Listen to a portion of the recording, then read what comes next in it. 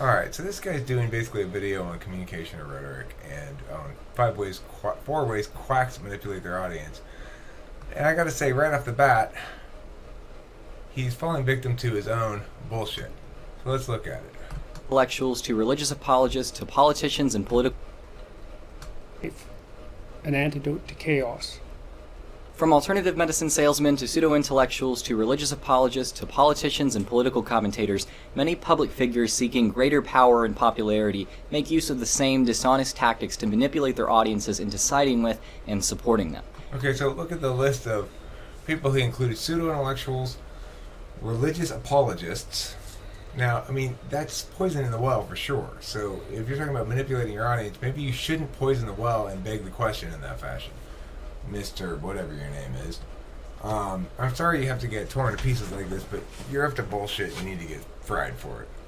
The bottom line is, this bullshit that you're bringing right here is totally actually manipulative. I mean, almost everybody does it. This idea of presuming the things they want to establish. You've not established that this person who is making pro-theism arguments, perhaps, is a religious apologist. That doesn't make somebody a religious apologist. An apologist means that it's something that is being justified that ought not ever be justified. And that is an open question. It's a question in dispute if you want to be honest about it in your discourse. So you're not being honest, so right off the bat, go fuck yourself. But let's see what else you got to say.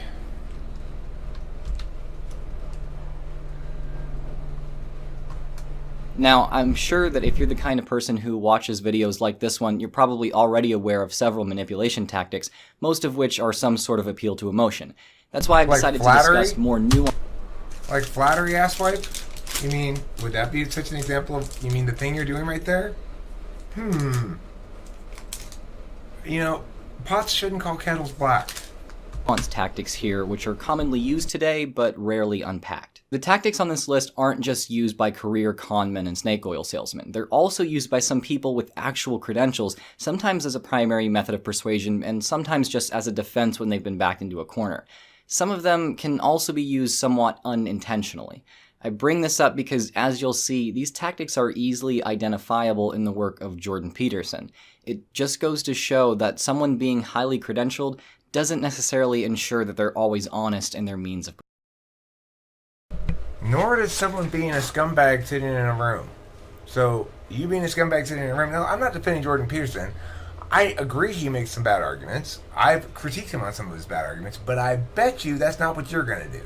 You're going to say he's doing something dishonest or whatever because you don't like the arguments he's making, is my guess going into this. Okay, so let's just lay that right on the table right now. I suspect you are attached to your anti-theism arguments, and so you're going to attack Jordan Peterson because he's making theism arguments.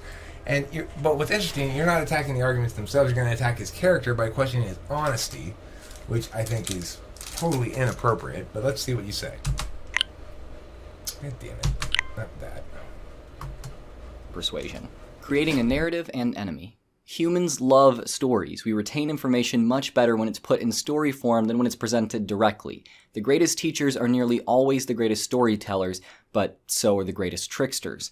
Regardless of your message, you'll captivate more people by telling stories to get your message across, and those people will likely remember what you have to say. It's a great and usually honest way to bring in an audience, but with a few extra pieces thrown in, it can become manipulative. Humans are an incredibly social species, and never do they achieve so much so quickly as when they bond together in a common tribe. If a storyteller has already captivated an audience, they can begin to involve their audience in the story by discussing how the story affects them and referring to them as a collective. This begins to give the audience a group identity. The audience can be united with the common enemy. If a problem is not only identified but actually given a personal identity, people are more likely to band together to fight it, and fairly often coming together as an audience to fight a common enemy entails supporting the person that told the audience about it. Okay, it is true that people commonly make reification fallacies, and that's what he's getting at. And reification fallacy is treating something that's not an agent as though it were an agent. So if you hear that somebody say, they blah, blah, blah, blah, blah, and it is true that Jordan Peterson is guilty of doing group shit, and I've critiqued him on it before, and he's guilty additionally of using this weird evolutionary frame to frame his stories. So in this regard, I'm going to agree with this guy if that's where he's going with it, although he's doing a pretty poor job of explaining it, and he sounds so fucking smug and awful. Again, Eric. Again. Go ahead, smug, awful smuggertons. Let's take a look at how this plays out with an example. Alex Jones is adept at weaving, let's say, creative alternative narratives out of current events. Check out his take on the eventually successful push toward marriage equality in the US in 2015. Now, the truth is there is a move at the UN, and it's nobody's business to be trying to target children with Heather has two mommies, or you can't say boy or girl because somebody may not identify as that. That is space cult, suicide cult, exterminism, craziness. The eugenics transhumanist cult wants to confuse the general species ahead of rendering us down and removing us. The decision has been made. Yes, making up agents is silly. It's not a trick that people use to manipulate. It's just flat out yarn spinning. Bullshit. Cheer up, the post-human era is dawning. He's able to bring his audience That's into not a those narratives, reification giving them a fallacy. place in his story. He's not even talking about a real Usually, thing. that's the role of an outraged community full of honest, regular people united to oppose a dangerous enemy. And how does Jones suggest his audience fight that enemy? Well, by buying products from his own store, of course. We need to fund ourselves, and we fund ourselves by you buying the products. We're at a shortfall now because of the massive, sustained economic attacks we're under. But the listeners in just 2 weeks have almost narrowed that gap. I could have to sell my house to keep this place running 3-4 months. I could have sponsors every segment. I don't do it. I plug enough to fund things. Fund us. Give me the energy and I will attack the enemy. Don't think that just because someone as radical as Alex Jones uses this technique, it's only used by radicals. Politicians on all sides reinforce us versus them narratives constantly, as do religious leaders of various faiths. But regardless of the speaker, manipulation is manipulation. The controversy bait and switch. Nothing grabs your attention like an unapologetic controversial statement. Getting a massive amount of bad publicity for making such a statement is so easy in the age of the internet that people everywhere do it by accident constantly. But what The problem here is he's not really using the word manipulation correctly, is he? He's saying these people are spitting a bunch of bullshit. That's not a technique that they use to manipulate people. That's the content itself. Obviously, Alex Jones makes up a bunch of government conspiracy shit because people buy into it. And he's obviously doing it to make money. He is, in fact, a quack, I guess you'd call him, or an abuser of discourse, you could call him. But that doesn't mean that he's manipulating his audience with those techniques. If those were effective manipulation techniques, he'd be much more successful than he is. I mean, he's pretty successful, but he has the nut job, contingent. Somebody's going to have the nut job contingent. I mean, I don't think anybody who's fooled by Alex Jones is going to learn anything from your smug college boy shit. Go ahead. What if you could gain publicity like that purposely and then turn much of it from bad to good? Well, that's what some public figures are successfully doing today. Here's how this process works. A public figure purposely makes a controversial, inflammatory statement, and the public reacts predictably by loudly and overwhelmingly giving their thoughts on the statement, which draws greater attention to the figure who made it. The figure then, with a greater audience than usual, not only clarifies their statement, which communicates their original message in a non-inflammatory way, but also emphasizes that they're being unnecessarily scrutinized by those who wish to undermine them for invalid reasons. There are three main effects of this approach. 1, the public figure gets to communicate their message to a larger audience. 2, the figure gets to paint their opposition as unreasonable or even malicious. And 3, the figure actually makes more enemies, giving their supporters someone to unite against, which means more dedicated support for the figure. Whether intentional or not, Jordan Peterson constantly pulls this off very successfully. Take his enforced monogamy statement. In an interview with the New York Times, Peterson encouraged the idea of what he called enforced monogamy. Now, the sound of that term, the way a layman would take it, is pretty jarring. The interviewer interpreted the term rather literally, thinking it meant legal and physical enforcement of monogamy. Think Handmaid's Tale. The backlash against Peterson for using this term was huge, bringing a ton of attention to him then saying this. I don't mean taking innocent women at gunpoint and handing them over to useless men, which is essentially the accusation. And it was very interesting to watch that unfold. What I meant was that monogamy as something that's socially valued appears to be essentially a human universal, and the enforcement is social norms. It's like, think about it. I can't believe that I even have to say this. So that's why, I'm a New York Times pariah, is because I think that monogamy, all things considered, is a good idea. So, okay, fine. The interviewer missed Peterson's intention pretty badly, and Peterson comes out looking in a lot of ways better to many after this ordeal. Again, whether the instance of this tactic was intentional or not, I don't know, but it did undeniably bring him more attention and support, just like every other time people rally against him in a reactionary way. I figured out how to monetize social justice warriors. If they let me speak, then I get to speak, and then more people support me on Patreon. It's like, that's annoying. It's like, goddamn capitalists make more money off this ideological warfare. It's like, okay, fine, let's go protest. So they go protest me. And then that goes up on YouTube, and then my Patreon account goes way up. The expert's gish gallop. This one's a bit more straightforward. If you're speaking in front of thousands of people, especially as part of a debate, it's tough to get away with using blatant logical fallacies or dropping supposed facts that you can't back up if you don't disguise them. But if you can hide those flawed bits of rhetoric in plain sight, they might actually work in your favor. Gish galloping is a well-known debate technique in which a person overwhelms their opponent with as many arguments as possible in a short period of time. It's incredibly difficult to pick apart claims in a gish gallop one by one, so many of them slip by even if they're invalid. Now, with a slight tweak, this technique can be used to give the illusion of overwhelming. That's called spreading, okay? Yes. Spreading out an opponent with a bunch of points, none of which are particularly strong, is one way to win an argument. If it's a timed debate. if it's the sort of thing that has speeches and cross periods and stuff like that, then fine, you can win like that, and there's nothing wrong with winning like that. But that's not what he's doing. In your favor. Gish galloping is a well-known debate technique in which a person overwhelms their opponent with as many arguments as possible in a short period of time. It's incredibly difficult to pick apart claims in a Gish gallop one by one, so many of them slip by even if they're invalid. Now, with a slight tweak, this technique can be used to give the illusion of overwhelming expertise on a particular issue inside or outside of a debate. Well, that tweak is simply to quickly spurt out as many detailed facts about the topic at hand as possible. They need only be tangentially relevant because the point of reciting them is only to impress the audience with the speaker's expertise by overwhelming them. Here's another Jordan Peterson example. In his talk with Matt Dillahunty, Peterson claimed that people can't stop smoking without a supernatural experience, and that supernatural experiences that discourage smoking can be induced with psilocybin. So psilocybin use aiding in smoking cessation is evidence for the supernatural. He eventually admitted that this wasn't definitive evidence for the supernatural, and went on to say this. If you give people psilocybin, for example, and they have a mystical experience, not only are they much more likely to quit smoking, which is really something, but they're also much less likely to suffer from death anxiety if they have cancer. Like, that's quite the thing. And not only that, if you test them a year later and they've had a mystical experience, which the majority of them regard as the most significant one, two, or three experiences of their life, including such things as getting married, their personalities are permanently altered in the direction of more openness to experience and more creativity by a standard deviation. Like, that's walloping effects. Laying out this information didn't change the argument from either side. In fact, it hardly affected the course of the conversation at all. This information given on top of the information on psilocybin that Peterson gave previously, some of which wasn't even correct, simply overwhelmed the audience with a sense of Peterson's credibility. It gained him some ground after he lost a bit in this part of the conversation. If you want to hear more about the lost ground I'm talking about, I do have a video about that, link in the description. The science sandwich. You've probably heard of tossing a word salad, creating a nearly unintelligible mixture of words. This is usually what critics call it when speakers are excruciatingly inarticulate, or worse, when they sprinkle complex terminology on top of their point in order to impress their audience. It's a kind of Trojan horse, influencing listeners to be more... Okay, this is something that pisses me off on a regular basis. The words I use, because I'm sometimes accused of using unnecessarily large words. The words I use because they convey the idea I want to convey. So, for example, the verb ideate. I don't know who came up with it. I didn't come up with it, but it's not exactly a regular verb. It's like, it wasn't a verb back when I was in high school. And it's a necessary verb because it expresses what extroverted intuition is, namely the ideational process. This guy's a former debater, I can almost guarantee you, and he's very poised, but I'm guessing parley or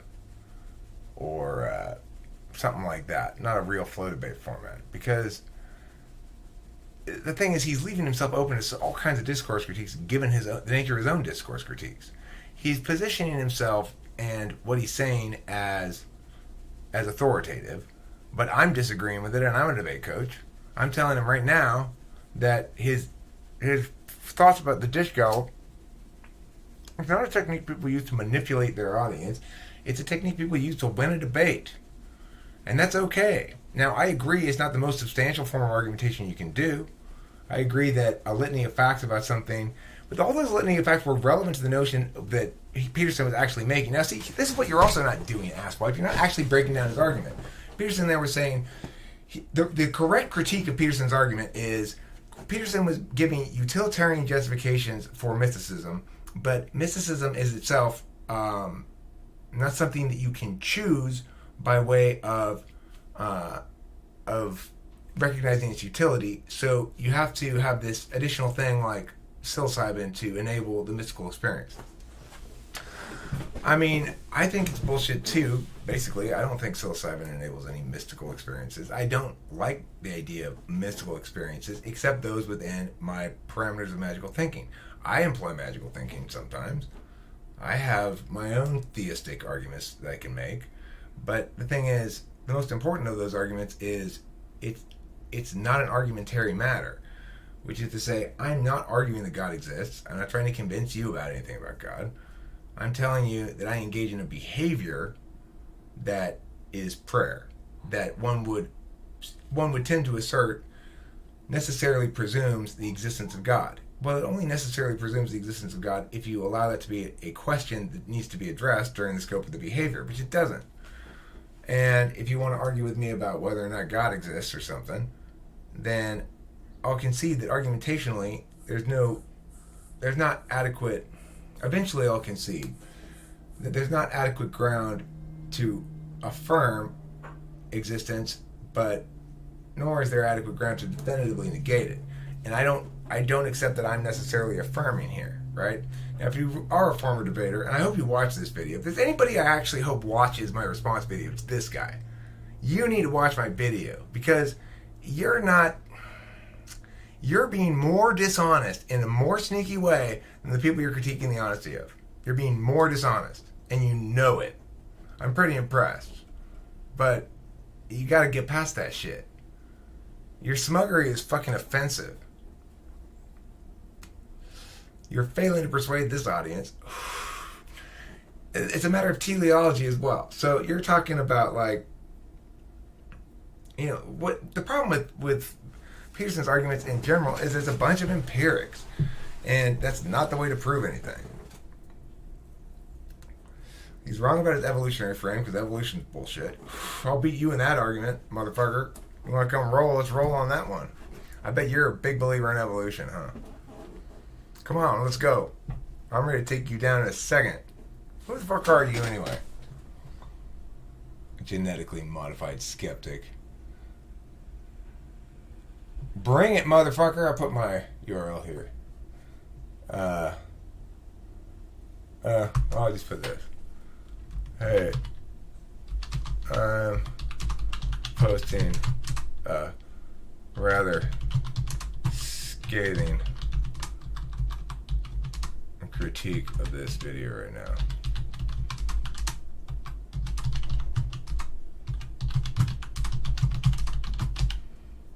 I'll put a link up in a little bit.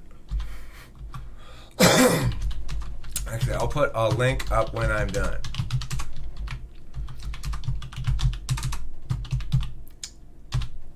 Alright, give you a tisk too, buddy.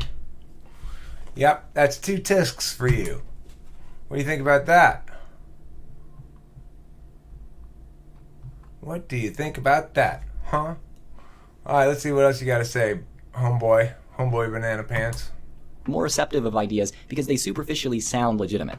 Deepak Chopra is pretty famous for this. Quantum leaps, for example, are examples of discontinuity, and creativity in consciousness is also an example of discontinuity, and that healing may be a biological phenomenon that relies on biological creativity, that at very fundamental levels it may be a discontinuous phenomenon. It's something unpredictable that happens in the proliferation of uncertainty. What I call building a science sandwich is not unlike that, but it has some key differences. Tossing a word salad happens over the course of just a few sentences, whereas sandwiching can be done within a paragraph, but it's usually done across the course of several speeches or lectures. Speakers that practice sandwiching speak on 2 or more topics that earn them legitimacy. These are usually, but not always, scientific topics. They then speak on a less legitimate topic in the midst of the others, so that topic appears legitimate as well. Okay, Much so like wait, describing woo. Hold on, motherfucker. Topics aren't legitimate. You aren't legitimate as a consequence.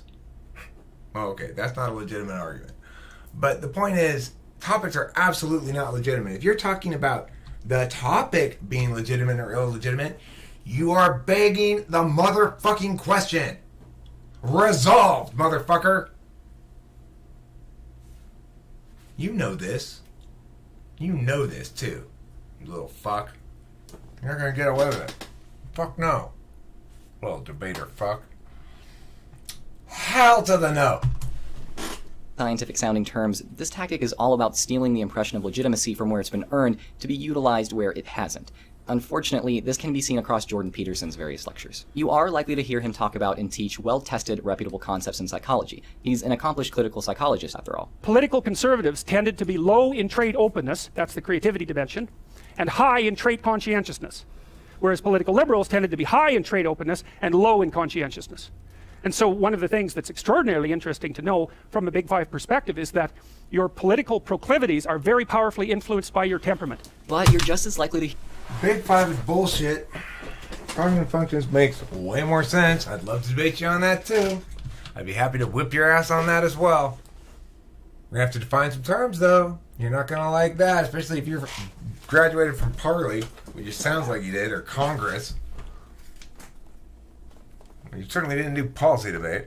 If you did, shame on you. Shame on you so hard if you did.